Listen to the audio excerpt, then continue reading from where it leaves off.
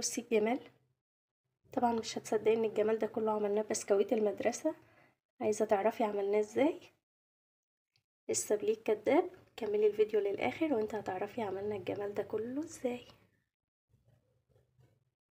يا صباح الورد والفل والياسمين على احلى اخوات واحلى اصحاب واحلى متابعين في الدنيا اللي منوريني جوه القناه من زمان. الناس اللي بتحبيني بجد وبتدعمني بجد، احلى لايكات واحلى كومنتات. تعليقاتكم بجد اللي بتديني دفعه ايجابيه. ربنا يبارك فيكم ويخليكم ليا يا رب، احلى متابعين واحلى اخوات. والناس اللي انضمت جديد للقناه تسلموا لي ونورتوني وعلى راسي، والناس اللي لسه ما شرفتناش لايك وشير وتعالوا بسرعه عشان هتشوفوا معانا حاجات حصريه عملناها قبل كده وحاجات جديده لسه هنعملها ان شاء الله. النهارده زي ما انتم شايفين كده الفيديو بيتكلم عن نفسه. عندك بسكوت من ده ولادك مش بياكلوه. طيب ده تكمله للفيديو، انا عملت فيديو معاكم قبل كده، هو مش تكمله، هو فيديو تاني. عملنا تحلية حلوة قوي بالبسكويت بتاع المدرسة، هنزل لكم الرابط بتاعه في اول تعليق مثبت. النهاردة بقى هنعمل مفاجأة مفاجأة مفاجأة مفاجأة. هنعمل النهاردة السبليك كداب. بصي انت هتتفاجئي من النتيجة، خليكي معايا للاخر وانت هتشوفي النتيجة هنعملها ازاي. لو انت سنة اولى مطبخ، لا ده انت لو ما دخلتيش اصلا خالص المطبخ هتعمليه وهيطلع معاكي تحفة. نقول بسم الله ونصلي على سيدنا محمد عليه افضل الصلاة والسلام. وزي ما انت شايفه كده معايا البسكويت، انا قلت لك من المره اللي فاتت كان فاضل معايا متكسر اهو، وقلت لك عبيته في كيس تلاجة وقلت لك سيبيه عشان هنعمل مع بعض بيه فيديو تاني. هبدا افتح شويه برضو عليهم.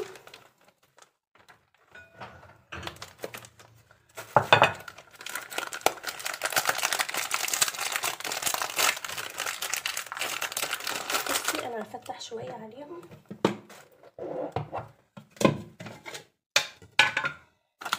محتاجه ان احنا نحطه في الكبه علشان انا محتاجه ان انا افرمه ناعم. طبعا لو مفيش كبه تقدري تكسريه كده بالراحه على ايدك او دهون. المهم ايه ان احنا لو ان انت تخليه ناعم في الوصفه بتاعتنا دي، انا عايزاه يكون ناعم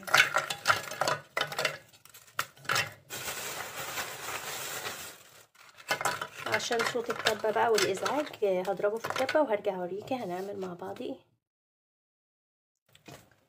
كده يا مريم بعد ما ضربته في الكبه خليته زي ما انت شايفه كده ناعم خالص اهو.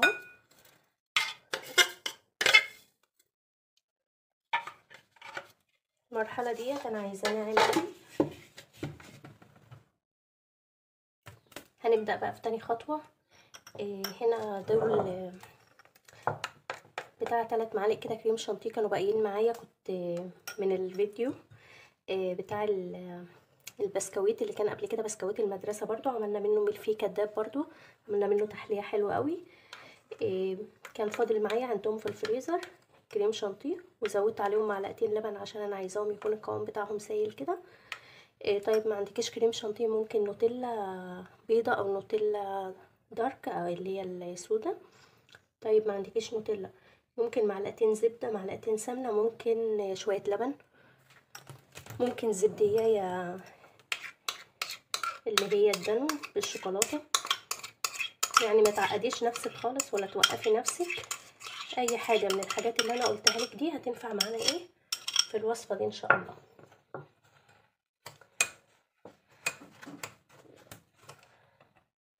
دي ما اتكسرتش كويس هستبعدها. هبدا اقلب البسكويت بتاعي في الكريم شانتيه بحيث ان هو يتشربه كله، وبعدين هرجع اقولك لسه هنكمل. هنعمل السابليه القمر بتاعنا النهارده بجد. انتي هتنبهري باللي انت عملتيه، مش هقولك اللي في بيتك هم اللي هينبهروا باللي انت بتعمليه. بصي بدأت البسكويته تتشكل معايا اهي، شربت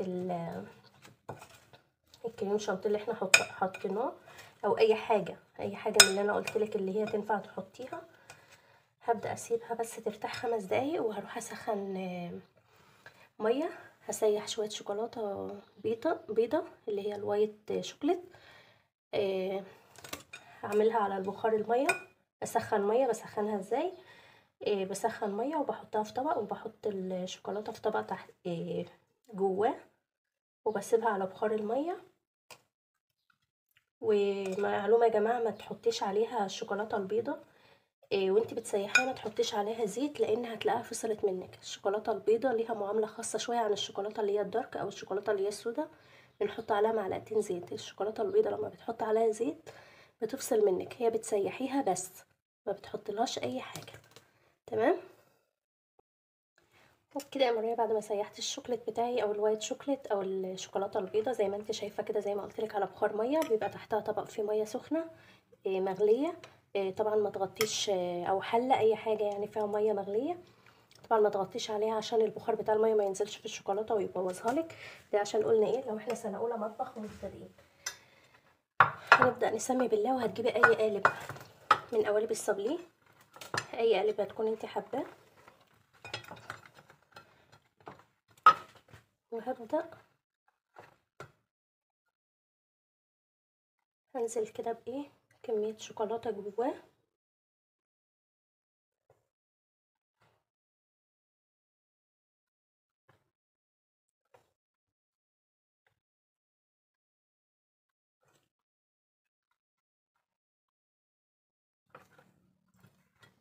انا حاطه طبق تحته علشان لما اجي انقله التلاجة، عشان الناس اللي هتسالني الطبق تحته ليه، عشان لما اجي انقله التلاجة اقدر انقله بسهوله.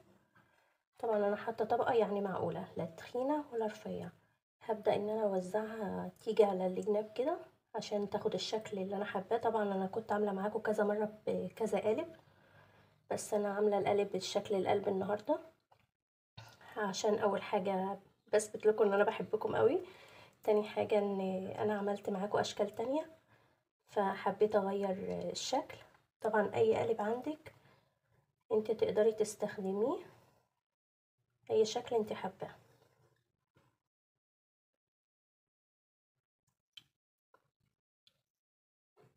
هبدأ بقى اوزع الشوكولاتة في القالب بتاعي،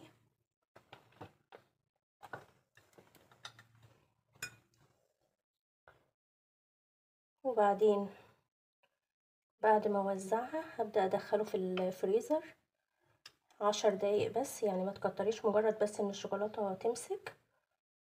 وهرجع اقولك لسه هنكمل هنعمل ايه. وبكده يا مريم بعد ما سبت القالب بتاعي والشوكولاتة معايا 10 دقايق في الفريزر، هبدأ انزل كده بالراحة كده عشان ادي مساحة ان انا احط شوكولاتة تاني، وبهدوء كده عشان ما تكسرهاش، لان هي طبعا قعدت ربع ساعة بس، يعني ما اخدتش حقها في التجميل. هبدأ انزل بالبسكويت بتاعي بحيث ان انا هملى القوالب.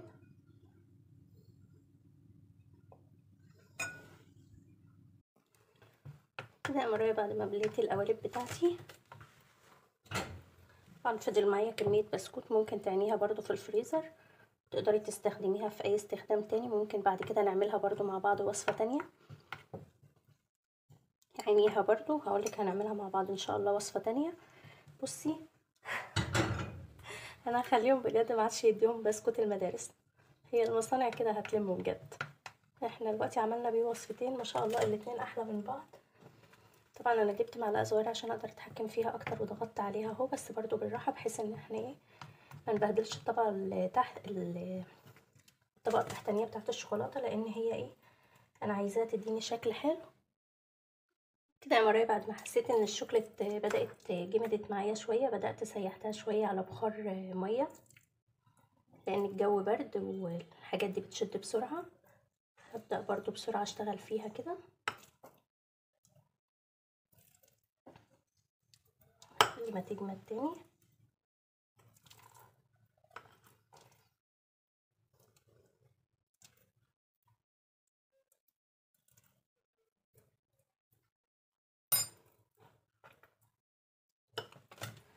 سيبها بمعلقه صغيره او بحاجه بحيث ان انت ايه تظبطي بس الرسمه.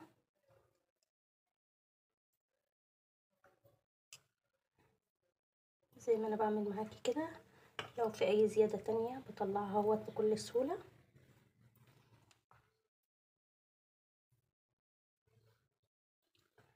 من معاكي واحدة كمان.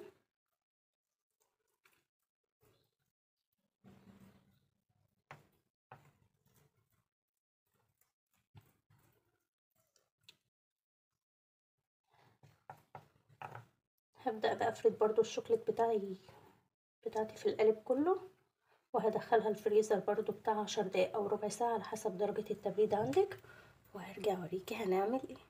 كده احلى متابعين، بعد ما سبته بتاع 10 دقايق كده في الفريزر نبدأ نسمي بالله. بصي هي القوالب السيليكون بتبقى حلوة، بس ايه في الخطوة دي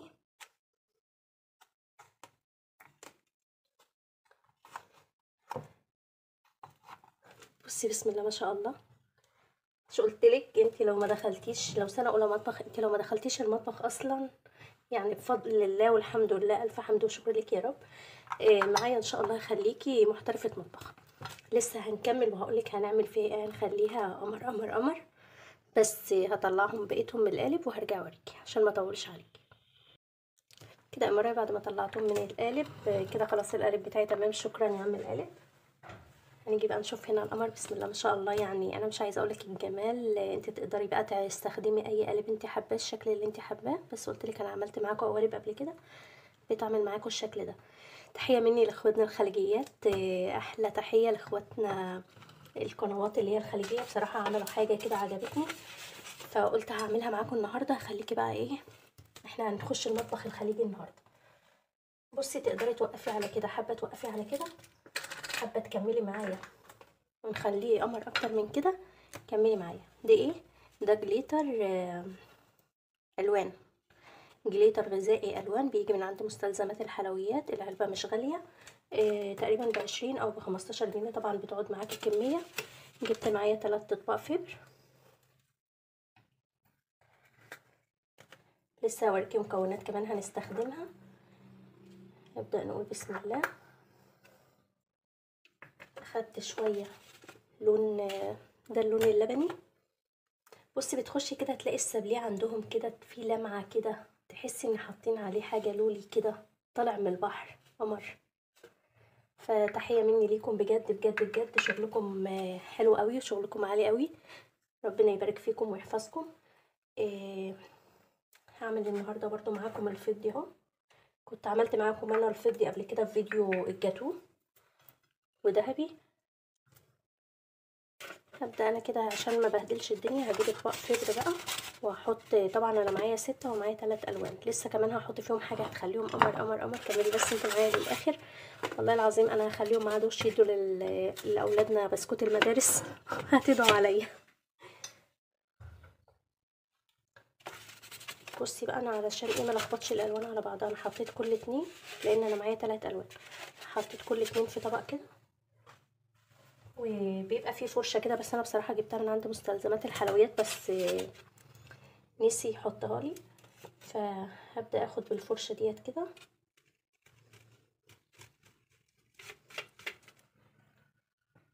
او باسفنجه، او تبداي تشكليها ب اللي معايا دي اسمها ايه يا جماعه؟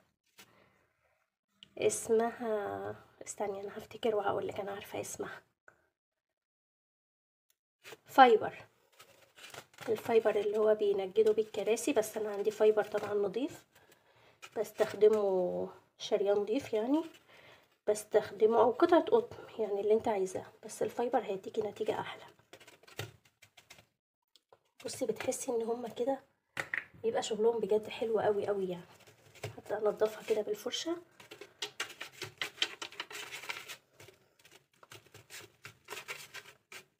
الفايبر بجيبه ليه؟ عشان بستخدمه للانشطه لاولادي في المدرسه.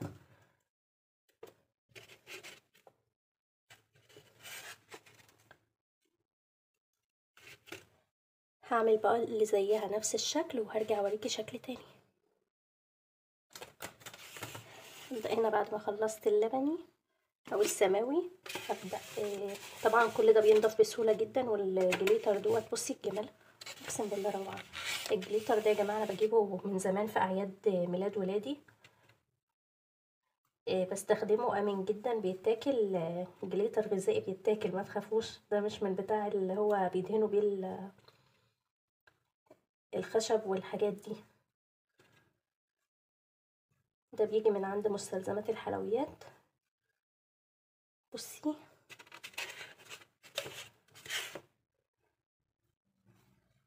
لسه في فينش نهائي بقى هنعمله بجد. مش قلتلك انا هخليها؟ بصي هو الفايبر بيساعدك اكتر، او لو في فرشة او قطعة قطن، بصي بكل سهولة في دقيقة واحدة هتعملي احلى صابليه من بتاع المحترفين. مش مش اي حد كمان او محلات، لا احنا خلاص كده دخلنا على الاحتراف. هغسل ايدي ونخش على اللون التاني. بصي الجمال بقى زي ما بيقولوا كده، ختام ومسك.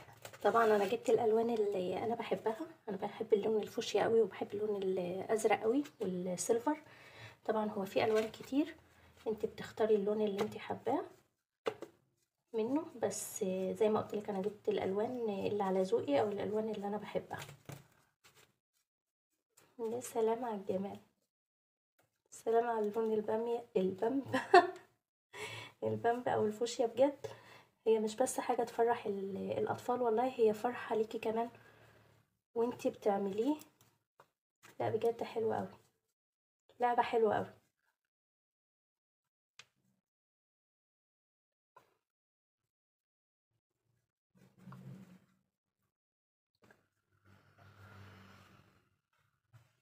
بصي بقى الجمال، ابدأ بقى انضف حوالين المكان وهوريكي بقى الفينش النهائي. هتنبهري، مش قلتلك النهارده معايا هتنبهري؟ انا انبهرت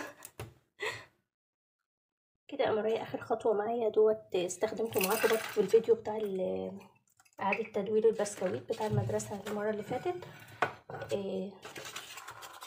دوت برضه على شكل نجوم وقلوب، وفي على شكل دواير على حسب الشكل اللي انت حابة تستخدميه. هبدأ انا اخد اللون الاحمر، هبدأ بقى ادهن قطعة شوكولاتة سايحة من الشوكولاتة اللي هي اللي احنا مسيحينها معايا دي. باخد بعود من اللي هو بتاع الودان ده، وابدأ احط نقطة كده صغيرة عشان بس الكريسبي يلزق معايا. هبدأ هنا احط على القلب،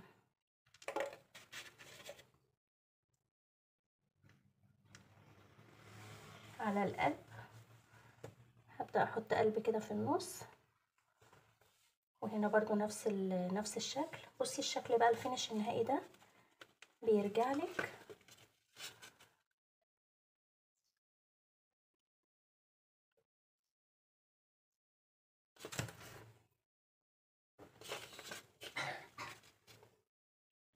هبدأ هنا معايا قوالب الكب كيك او الورق بتاع الكب كيك.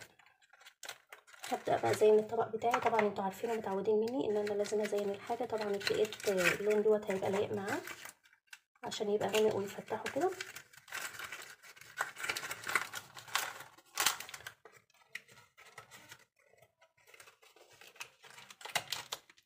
هبدأ انقله بالشكل ده بقى في طبق التقديم كده بقى. يا رب اكون قدرت ابهركم بجد من بسكويت المدرسة. عملنا احلى سابليه باحلى شكل واحلى طعم. بصي الجمال بجد، الجمال اللي عدى الكلام ده، عدى كل حاجة. بصي والالوان والشكل. يعني انا عايزة اسألكم سؤال، ردوا عليا في التعليقات ده. لو انتي شايفاه عند حد عامله بالجمال ده، هتصدقي ان ده معمول بسكويت المدرسة؟ تاني حاجة، لو عندك مناسبة او جايلك ضيوف، حاجة ما اخدناش في المطبخ 3 دقايق. انا طبعا كنت بعمل معاكم بالراحه جدا علشان الفيديو، وعشان افهمك كل خطوه بالراحه واوريكي الخامات. لكن انت ممكن وانت بتشغلي البوتاجاز على الغدا تكوني بتعمليه، مش هياخد معاكي وقت خالص، هياخد معاكي الشكل بس والقمر والجمال ده. لو عجبتك الطريقه بتاعتنا النهارده والفيديو بتاعنا النهارده واستفدتي منه، ما تبخليش عليا باللايك والشير والاشتراك في القناه وتفعلي زر الجرس عشان يوصلك معايا كل جديد. بحبكم في الله، في رعايه الله وامنه. السلام عليكم ورحمه الله وبركاته.